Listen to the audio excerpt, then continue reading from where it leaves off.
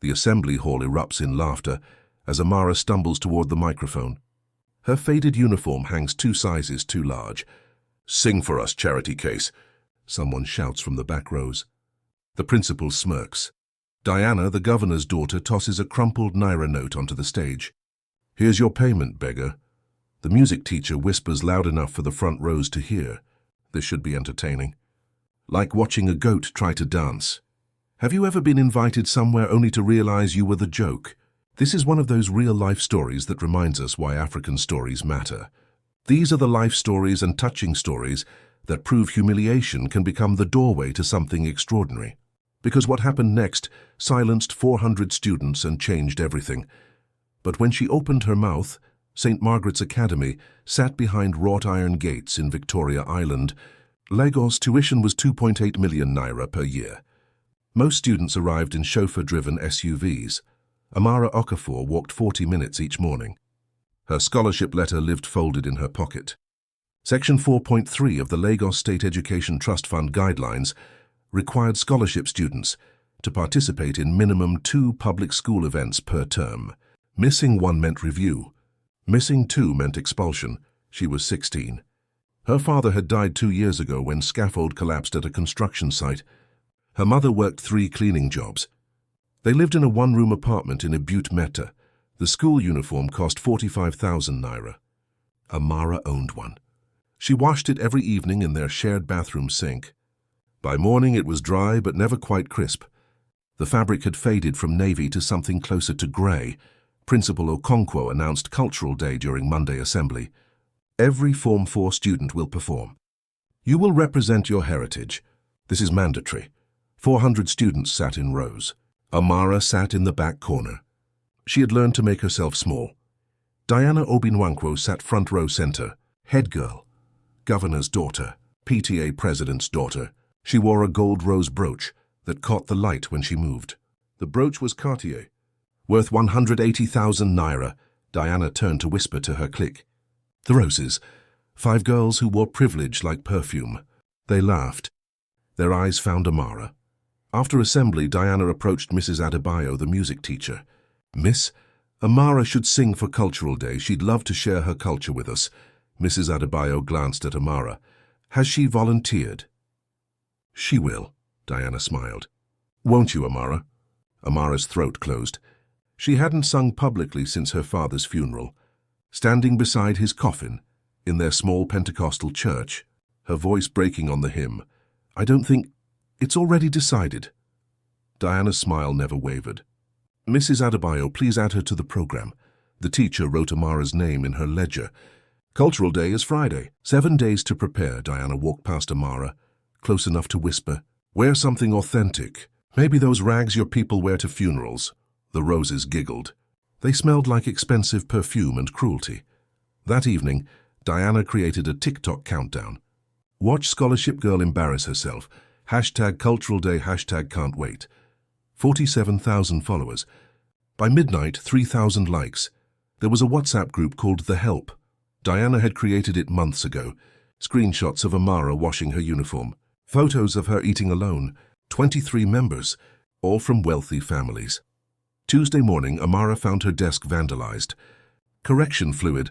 Croaking frog coming Friday. Other students saw it. No one said anything. Uncle Tunde, the janitor, found her scrubbing it during lunch. 62 years old. His daughter had graduated on scholarship 15 years ago. Now a doctor in London. "My daughter had a voice like yours," he said quietly. He handed her cleaning supplies. "I heard you humming during library duty. Don't let them steal it." Wednesday, Diana's clique filmed Amara washing her uniform in the bathroom sink. Diana added text. "Even her clothes can't afford a washing machine." The video circulated. Students laughed. Some looked away. No one defended her. Thursday after class, Mrs. Adebayo pulled Amara aside. "I wanted to check on your preparation." Relief flooded through Amara. Finally, someone who saw the cruelty. "Miss, I don't think I should..." Diana's mother donated 5 million naira for the new music wing. The teacher's voice was soft, almost apologetic. "We broke ground last month. The governor will attend the ribbon cutting next term." Amara understood. "No rescue was coming. I'm sure you'll do wonderfully." Mrs. Adebayo smiled. It didn't reach her eyes. That evening, Amara tried to practice in an empty classroom, a simple Igbo folk song her father used to sing. Her voice came out thin and uncertain. Diana walked in with her clique. They must have been waiting. Saving your best for Friday. She slow clapped. Can't wait to see you, Bomb. The Roses laughed. One filmed it. Amara's shame would be tonight's entertainment. My father is bringing the education minister, Diana said, and the press. They love human interest stories about scholarship students. She touched her gold brooch. This rose represents excellence. Maybe if you sing well enough, I'll give you one too. But her tone said she wouldn't. Her eyes said Amara was a punchline to an unfinished joke. Cultural Day had been tradition since 1987. It started as celebration of Nigerian diversity. Now it was wealth showcase. Students hired choreographers, rented professional costumes. Last year, one family flew in dancers from South Africa. The tradition ended with the rose ceremony. Head girl awarded symbolic roses to outstanding performers.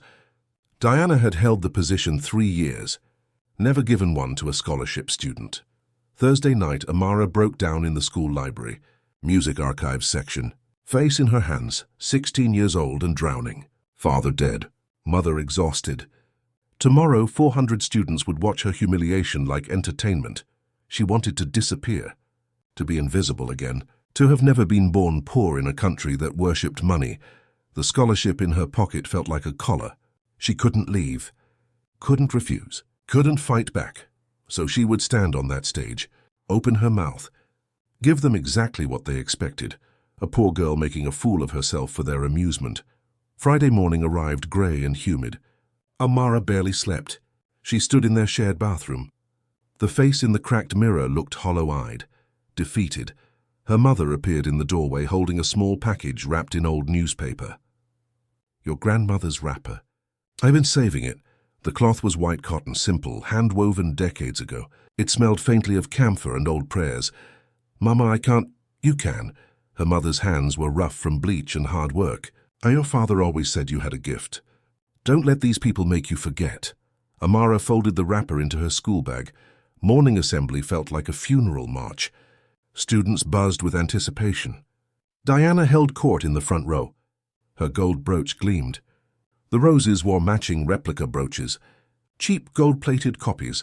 Someone had created a betting pool. Would Amara cry on stage? Would she run away? Would she actually attempt to sing? After assembly, Amara headed to the library. The music archives section was her refuge. Tall shelves, dusty records, quiet. Sister Grace was there, 68 years old. Music librarian for 35 years. Grey hair in a tight bun. Glasses on a beaded chain. Students rarely noticed. Her child, Sister Grace's voice was British accented, crisp. You look like you're walking to the gallows. Amara tried to smile, failed. Cultural. Day is this afternoon.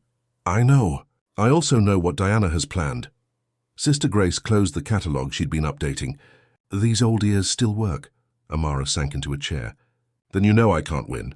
Whatever I do, they'll tear me apart. Sister Grace walked to a locked cabinet, removed a key from her pocket.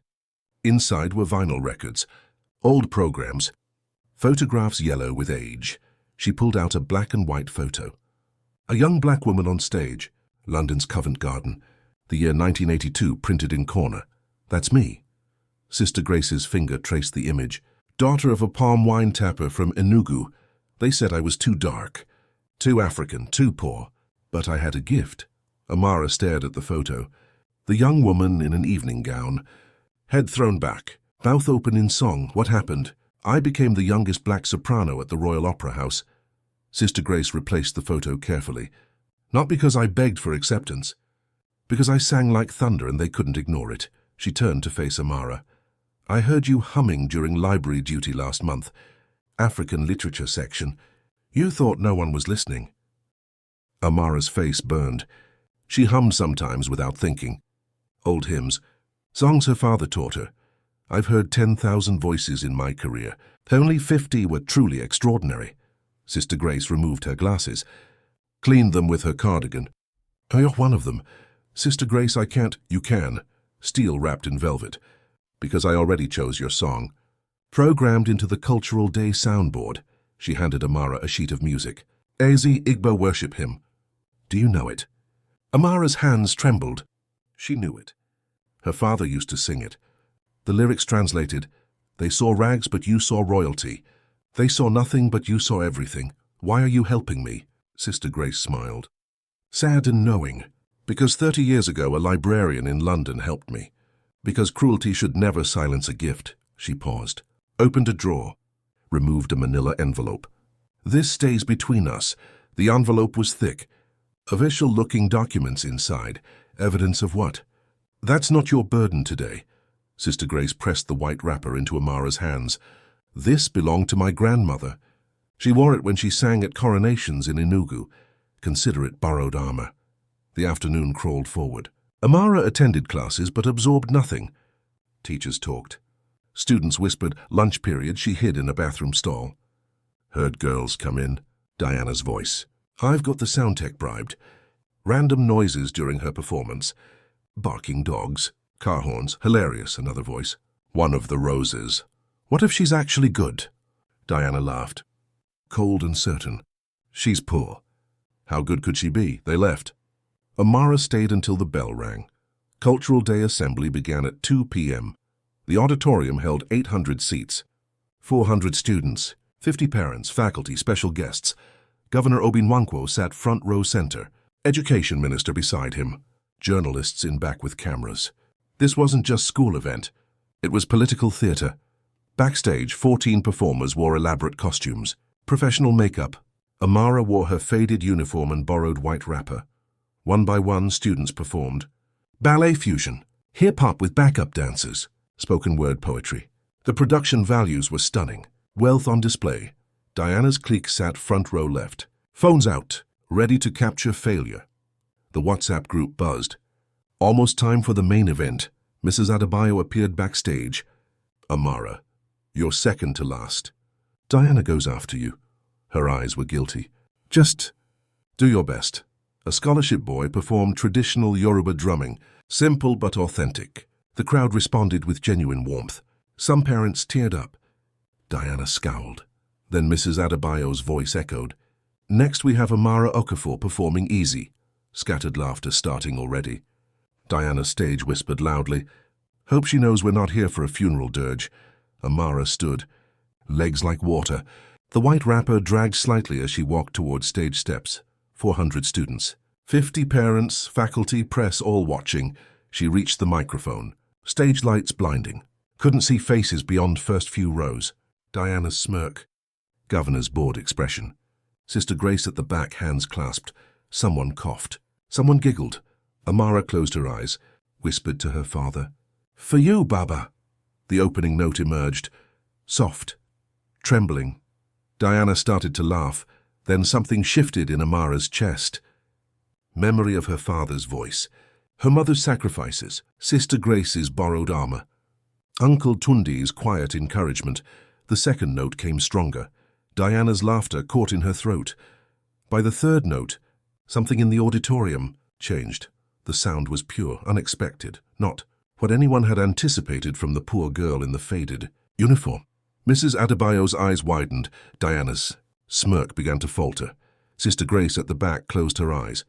Lips moving in silent prayer, the verse continued. Each note building on the last. Not a performance. Something deeper, more real. Students who'd come to mock found themselves listening instead. Parents leaned forward.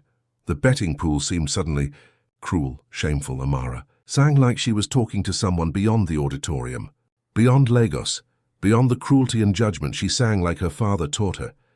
Before he died, before everything became about survival, when the first verse ended, the auditorium was quieter than it had been all day. Diana's hands gripped the armrests of her seat. The gold brooch on her lapel suddenly felt heavy. Something was shifting. Amara could feel it, the power dynamic changing, not through anger or confrontation, through simple, undeniable truth. She had a gift, and no amount of mockery could steal it. The second verse of Ise built in Amara's throat. The Igbo lyrics told of the shepherd boy anointed king, but it was more than story. It was prophecy. Her voice strengthened. each note more confident than the last. The auditorium's acoustics carried the sound to every corner. No microphone distortion, no background track needed. Just her voice and 800 people holding their breath. Front row, Diana's father shifted in his seat. Something about the voice quality nagged at him. Familiar. He'd heard this rare resonance before. Years ago, at his own father's funeral, the singer had been a construction worker. A man named Okafor. Governor's eyes widened. He pulled out his phone. Texted his aide. "Get me that girl's file, now." The education minister leaned close. Remarkable talent. Where did she train? Governor didn't answer. His mind was racing. Okafor, the construction worker who died. Scaffold collapse at the mansion project. Bribes had been paid to inspectors. Corners cut. Safety protocols ignored. The man had a daughter, a wife. The scholarship program had been governor's public response. To show compassion, to deflect responsibility. Now that daughter was on his school stage, singing with a voice that rivaled professional opera singers. Diana watched her father's expression change. Confusion, then recognition, then something that looked like guilt. She didn't understand. But dread crept up her spine. Amara reached the bridge. Her eyes opened mid-song. She no longer saw the audience. She saw something transcendent. Her father's face. Her mother scrubbing floors at midnight. Sister Grace's borrowed wrapper carrying generations of women who sang despite everything. She added a spontaneous run. Vocal embellishment, the kind only trained singers attempt. It flowed naturally. Like breathing. Two professional music teachers in the audience exchanged glances. One whispered, "That's conservatory-level technique. Where has she been hiding?" Sister Grace at the back wiped tears. She knew the answer. Amara hadn't been hiding. She'd been surviving. There's a difference. The borrowed wrapper seemed to glow under stage lights, white against Amara's dark skin. Simple dignity that outshone every expensive costume that came before. Diana's click sat frozen, phones lowered. The TikTok they'd planned to post mocking Amara's failure seemed suddenly impossible. This wasn't failure. This was triumph, one of the Roses whispered. "We should delete the WhatsApp group." Another nodded. Shame creeping in. Mrs. Adebayo openly cried. She'd enabled Diana's cruelty, prioritized a 5 million naira donation over human decency. Now she watched a girl she'd failed prove what real excellence looked like. The final chorus approached. Amara's voice rose for the climax. She hit a high note that made the auditorium seem to vibrate. Parents stood involuntarily. Students who'd bet against her felt sick. The note sustained. Pure. Powerful. Then descended into the final phrase. They saw nothing, but you saw everything. Silence. 3 seconds of absolute quiet. Then eruption. Standing ovation from 80% of the audience. Applause lasted 90 seconds. Unprecedented for Cultural Day history. Amara stood on stage, shaking, disoriented. The white wrapper draped around her like borrowed wings. "Bravo!" shouted from the back. Students who'd ignored her for months clapped until their hands hurt. But Diana remained seated, pale, gripping her gold brooch like a lifeline, because Sister Grace was moving. Walking down the center aisle toward the stage, and beside her walked a man Diana had never seen before.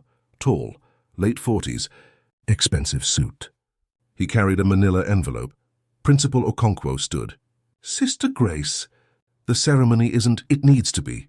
Sister Grace's voice cut through the applause, sharp, authoritative. Not the quiet librarian anymore. The applause died down. Confused murmurs replaced it. Amara stepped back from the microphone, uncertain. Sister Grace reached the stage. The man in the suit followed. They climbed the steps. Diana's mother in the back row went pale. She recognized the man. "Ladies and gentlemen," Sister Grace took the microphone. "I apologize for the interruption. But before we continue, there's a matter that requires immediate attention." Governor Obinwankwo stood. "What is the meaning of—" "This is Mr. Emeka Nwosu, attorney." Sister Grace gestured to the man beside her. His late mother, Mrs. Margaret Nwosu, served on this school's board for 20 years. She passed in 2019. Uncomfortable silence. When Mrs. Nwosu died, she bequeathed her entire jewelry collection to St. Margaret's Scholarship Fund. The collection was valued at 4.2 million naira. It was to be auctioned. The proceeds would fund 8 full scholarships. Sister Grace paused. Let the number sink in. However, only 3 scholarships were granted. Amara's being one of them. Diana's hands went numb. The gold brooch felt like it was burning her skin. Several pieces from that collection disappeared before the auction. Mr. Nwosu's voice was measured, professional. We've been investigating for 4 years, recovering items from pawn shops, private sales, tracking transactions. He opened the manila envelope, pulled out photographs, inventory lists. One piece in particular proved difficult to track. A Cartier rose brooch, custom designed, valued at 180,000 naira. It had an inscription on the back. To Excellence-MN 1985. The auditorium went completely silent. Mr. Nwosu looked directly at Diana. Young lady, may I see the brooch you're wearing? Diana's face drained of all color. Her fingers wouldn't move. Couldn't unpin it. Diana, her father's voice low, dangerous. My mother. She said it was from Paris. Diana's voice came out strangled. Turn it over. Mr. Nwosu's tone remained gentle, but firm. Read the inscription. Diana's hands shook violently as she unpinned the brooch. Flipped it over. The engraving caught the light. To Excellence-MN 1985, exactly as Mr. Nwosu described. Gasps rippled through the audience. Sister Grace continued. The PTA president, Mrs. Obi Nwankwo, was trustee of the scholarship fund auction. She had access to all donated items before they were catalogued for sale. Diana's mother tried to reach the exit. Security blocked her way. Over 4 years, 4.2 million naira in jewelry went missing. Sister Grace's voice carried to every corner. That money should have funded 8 scholarships. Instead, only 3 were granted. Students like Amara, whose father died building the governor's mansion when safety protocols were ignored, had to fight for scraps. The crowd erupted. Shocked conversations. Phones coming out to record. Governor Obi Nwankwo sank into his seat, his political career flashing before his eyes. The stolen items were gradually sold. Mr. Nwosu held up documentation. Some pieces appeared in pawn shops, others in private collections. We've recovered 2.8 million naira worth. This brooch represents another 180,000 naira. He turned to Diana. Did you know it was stolen? Diana's mouth opened. No sound came out. Tears streaming down her face. My daughter didn't. She couldn't have. Governor tried to stand, to defend. Your family received approximately 800,000 naira in stolen items over 3 years. Mr. Nwosu presented a ledger. Bank records show unusual cash deposits into Mrs. Obi Nwankwo's account, matching the timeline of missing jewelry sales. The education minister stood. This is a criminal matter. We've already contacted the EFCC. Mr. Nwosu referred to Nigeria's Economic and Financial Crimes Commission. They'll be here within the hour. Diana collapsed into her seat. Head in hands. The gold brooch fell from her fingers. Hit the floor with an audible clink. It rolled across the stage. Stopped at Amara's feet. The girl who'd been mocked, humiliated, treated like garbage. Now standing center stage while her tormentor's world crumbled, Amara bent down, picked up the brooch, examined the inscription. To Excellence-MN 1985, Sister Grace placed a hand on her shoulder.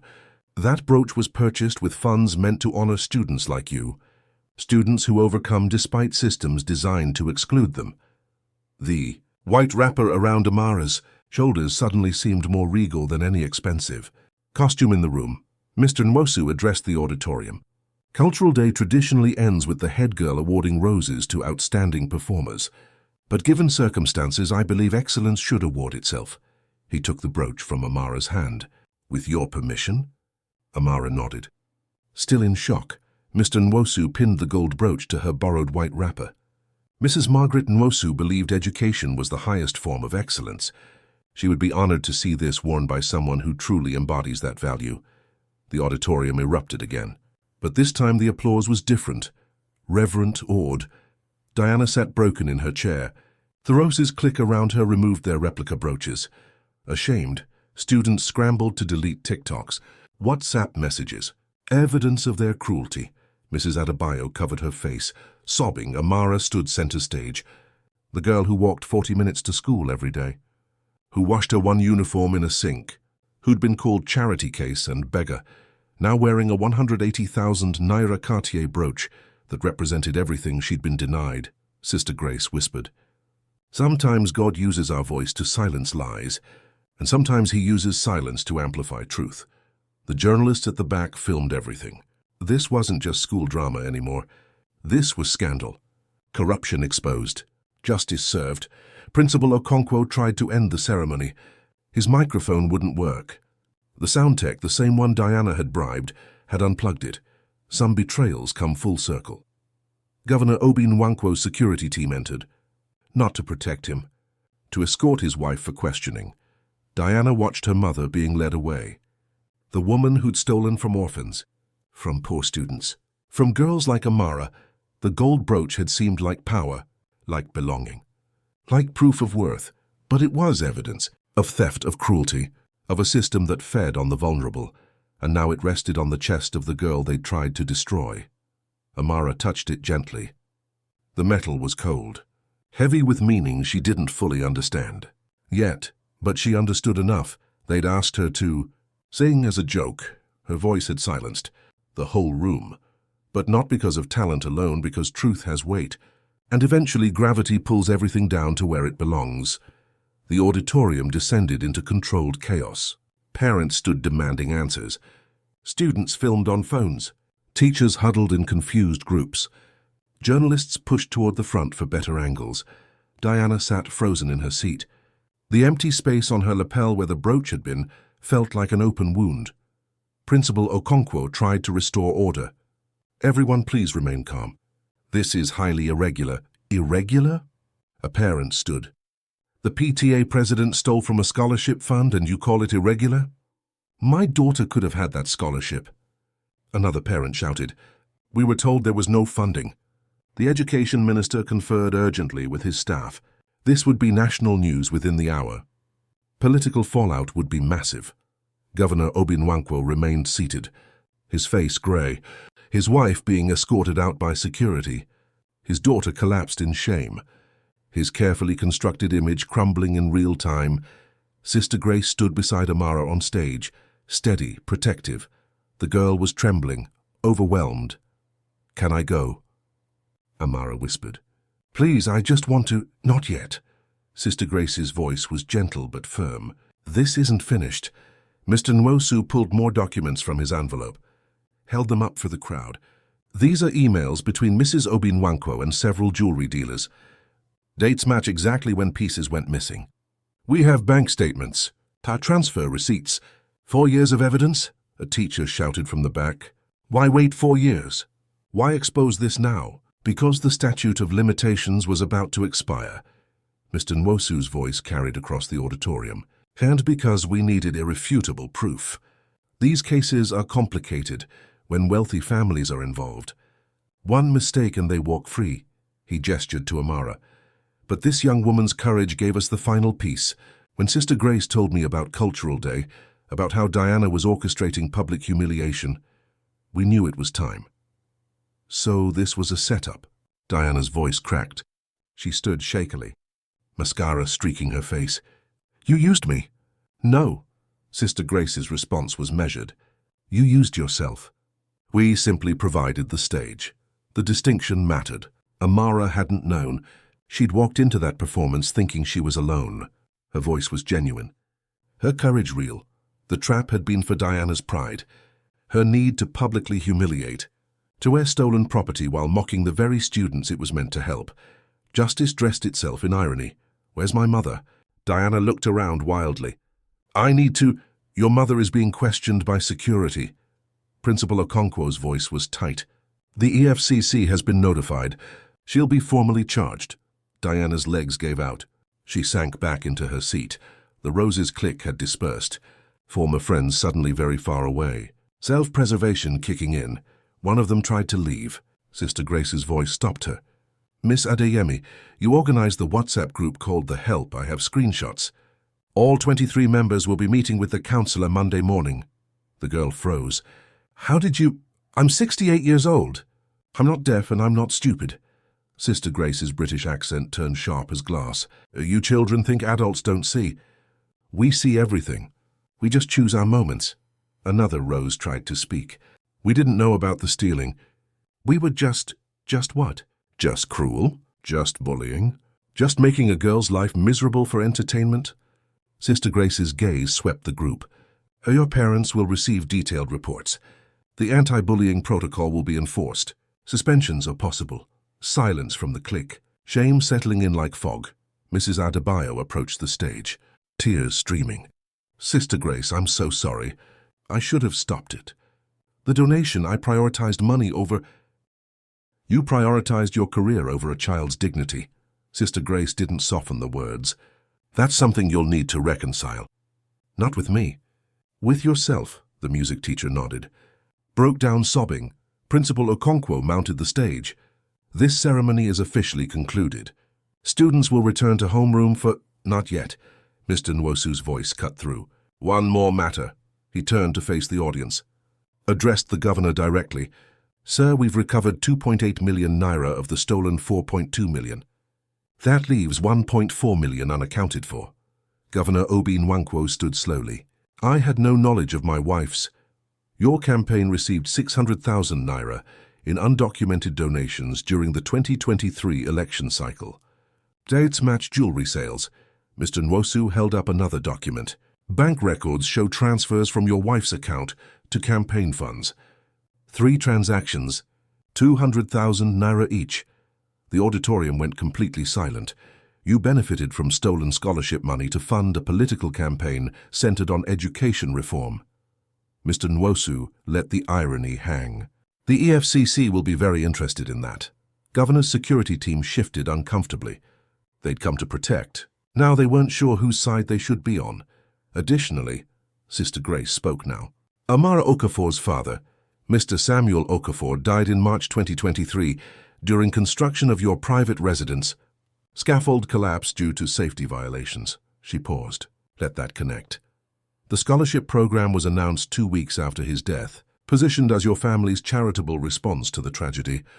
But it was funded by stolen money. Money that should have helped 8 students. Instead, it helped 3. And you used those 3 students, including the dead man's daughter, as political props. The crowd erupted again. Louder this time, angrier. That's not fair. Governor's voice lost its authority. We were trying to help. You were trying to buy absolution. Mr. Nwosu's words were precise, clinical. But justice doesn't work that way. Journalists at the back were filming everything. This was going to destroy political careers. End social standing. Unravel carefully constructed lies. Diana watched her father crumble. The man who'd always seemed invincible. Who'd taught her that power meant never having to apologize. That wealth insulated you from consequences. He looked old suddenly, small. What happens now? Principal Okonkwo's voice was barely audible. Now? Mr. Nwosu organized his documents. Mrs. Obi Nwankwo will be charged with embezzlement and theft. Governor, you'll face investigation for campaign finance violations. The scholarship fund will be fully restored with the recovered money plus restitution from your family.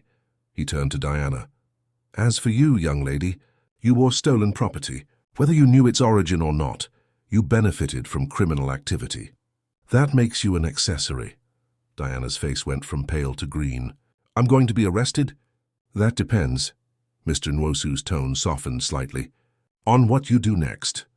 On whether you understand what your family's pride cost other people. He gestured to Amara. This girl walks 40 minutes to school every day. Her mother works 3 jobs. Her father died because your family's contractor cut corners to maximize profit. And you mocked her, called her charity case, threw money at her like garbage. Diana looked at Amara, really looked at her for the first time, saw the borrowed wrapper, the simple dignity, the girl who'd just sung with a voice that professional opera houses would pay millions to hear. And Diana had called her worthless. I'm sorry. Diana's voice cracked. I'm so sorry.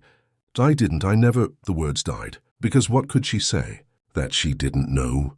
She'd known enough. Known the cruelty. Known the power imbalance. Known exactly what she was doing. Amara stood silent. The gold brooch on her chest caught the light. Heavy with meaning. Sister Grace squeezed her shoulder, whispered, You don't have to respond. You don't owe her anything. But Amara spoke anyway, quiet, steady. I forgive you. The auditorium went silent. "I forgive you," Amara repeated. Louder now. "But I don't forget. And I don't trust you.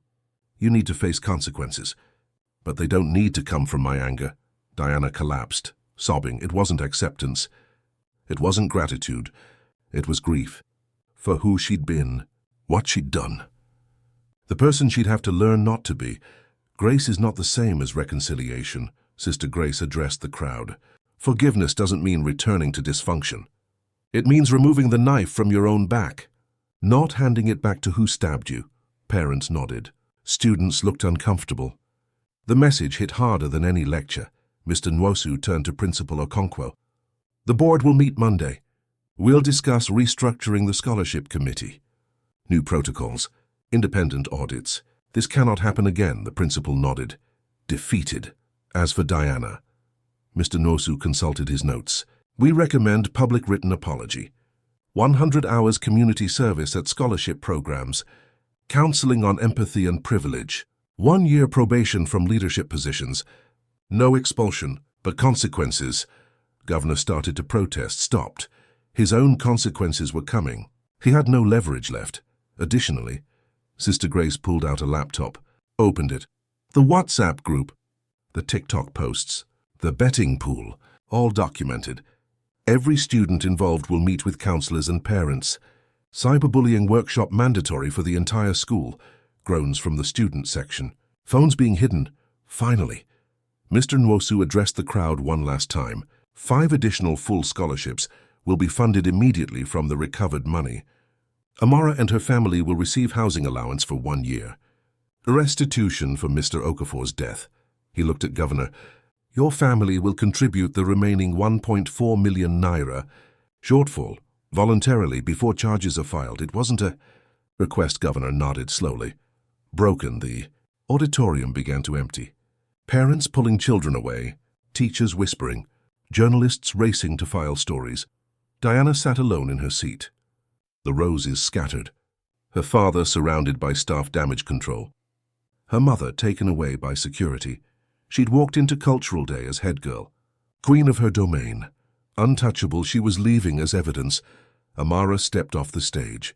The white wrapper draped around her like inherited armor. The gold brooch pinned to her chest, not as trophy but as testimony. Sister Grace walked beside her, protective. "Are you all right, child?" Amara nodded, though her legs felt like water, though the last hour seemed impossible, surreal. "Good, because there are people who want to meet you." The professional music teachers approached, notebooks in hand. Business cards ready.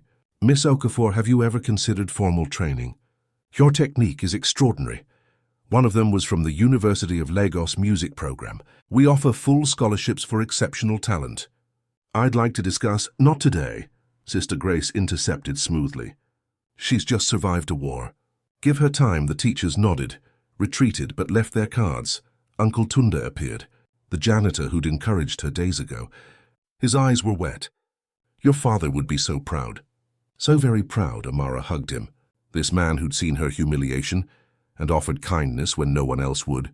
Parents stopped her, ones she'd never spoken to. "You were magnificent. Absolutely stunning. My daughter should be so brave." The words felt hollow. Where were these people when Diana's cruelty was obvious? When the betting pool was posted in bathrooms? When the WhatsApp group mocked her daily? But Amara smiled. Accepted compliments, because grace didn't mean pretending. It meant choosing not to carry their guilt for them. The governor approached, hesitant, broken.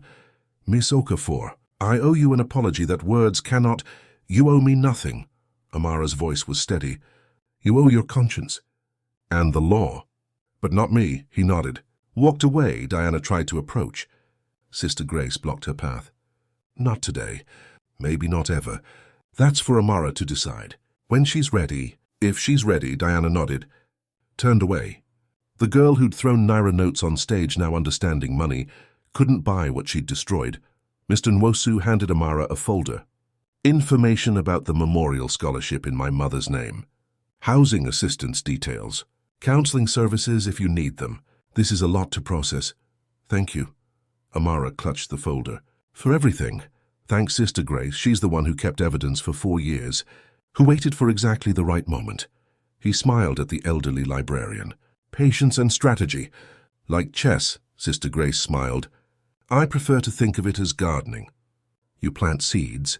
You water truth. Eventually harvest comes. The auditorium emptied slowly. Camera crew packing equipment. Security finalizing reports. Principal Okonkwo in his office with board members. Emergency meeting already underway.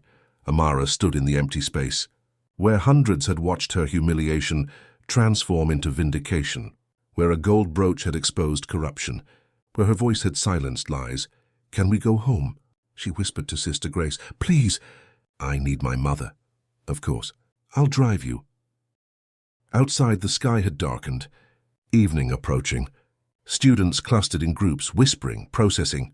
Some looked at Amara with awe, others with guilt, none with mockery. The betting pool organizer approached. Amara, I'm sorry. We were cruel. We were, yes. Amara didn't soften it. You were. And now you know it. What you do with that knowledge is up to you. She walked past him, Sister Grace beside her, Uncle Tunde following with her school bag, 3 people, an elderly librarian, an old janitor, a 16-year-old girl in borrowed cloth. They looked like nothing, powerless, but they'd just taken down a governor, exposed corruption, dismantled a system of cruelty, because excellence doesn't announce itself with gold brooches and expensive costumes. It simply refuses to be silenced. 1 week later, Amara sat in Principal Okonkwo's office. Her mother beside her, Sister Grace, Mr. Nwosu. Across the table, Diana with her parents. The governor looked smaller. Resignation letter submitted. Investigation ongoing. His wife in EFCC custody. Diana looked hollowed. No makeup, plain uniform, eyes red from crying. Diana has prepared something, Principal Okonkwo said. If you're willing to hear it. Amara nodded once. Diana unfolded a paper with shaking hands.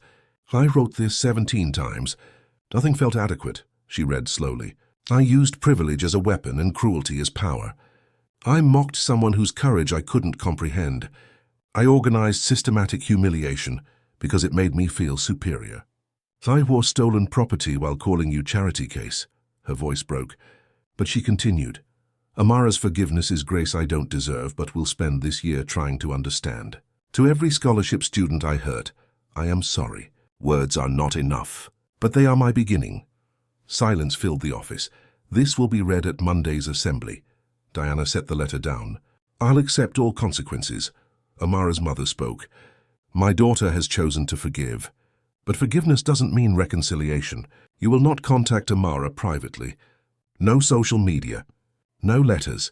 No attempts at friendship. I understand. Diana nodded. You broke something that can't be repaired with apologies. Amara's voice was quiet but firm. Maybe in years we can be civil. But not now. Maybe never.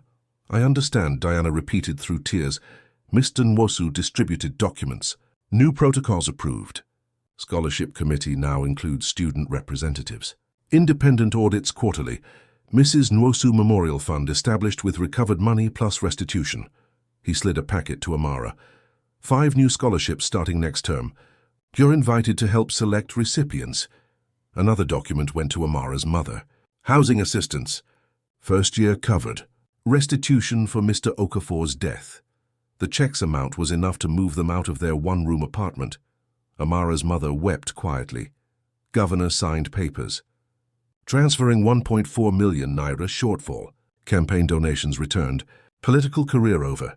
Finally, Principal Okonkwo presented revised school policy. Anti-bullying and equity protocol adopted.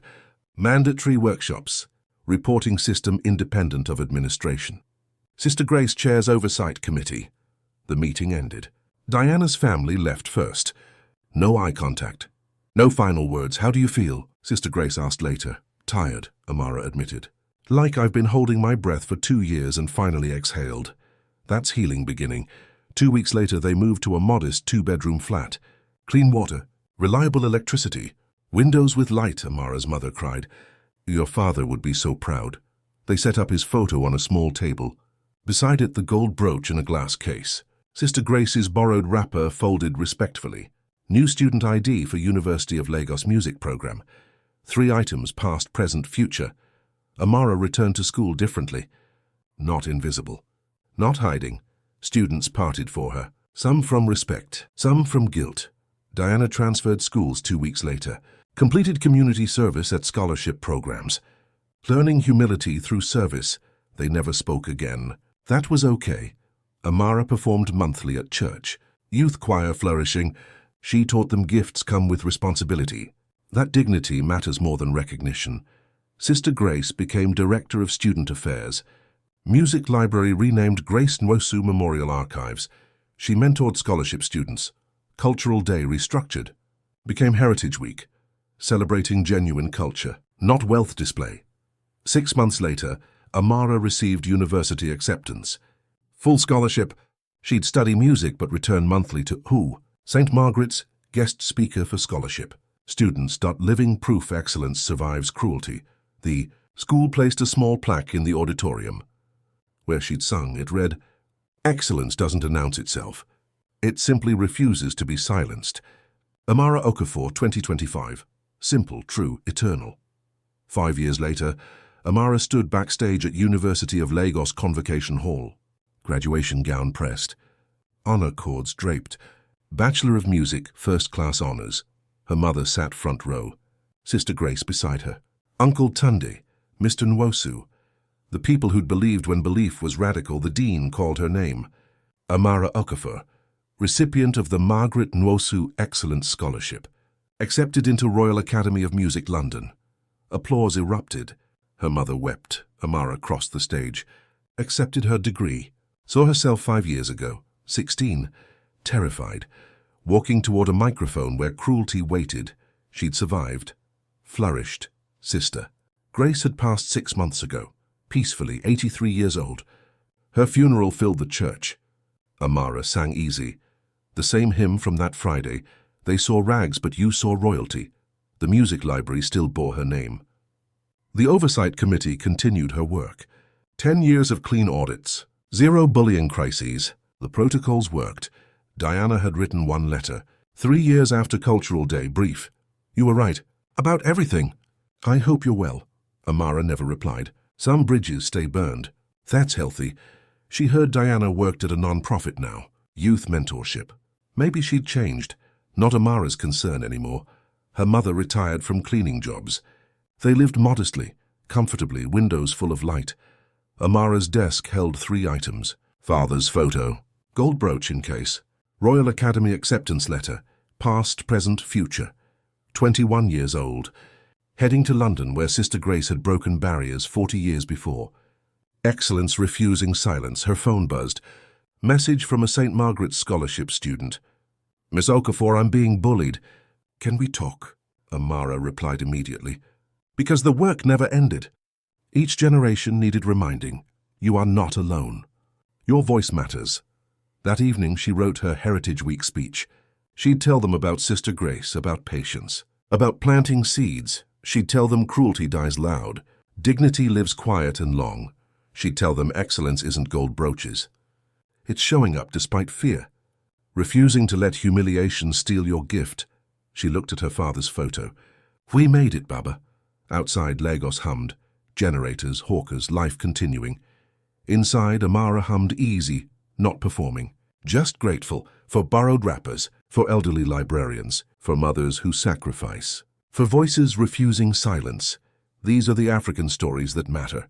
These life stories and touching stories remind us cruelty makes noise, but dignity makes history. They asked her to sing as a joke, but God wrote her a different story. Because real-life stories aren't about who humiliates you. They're about who you become when you refuse to let humiliation define you. What would you have done? Have you been underestimated or mocked? Share your story in the comments. If this touched your heart, share it with someone who needs to hear their worth isn't determined by those who can't see it. Subscribe for more stories proving dignity defeats cruelty. Next week, when a widow's harvest was stolen, her response left the village speechless.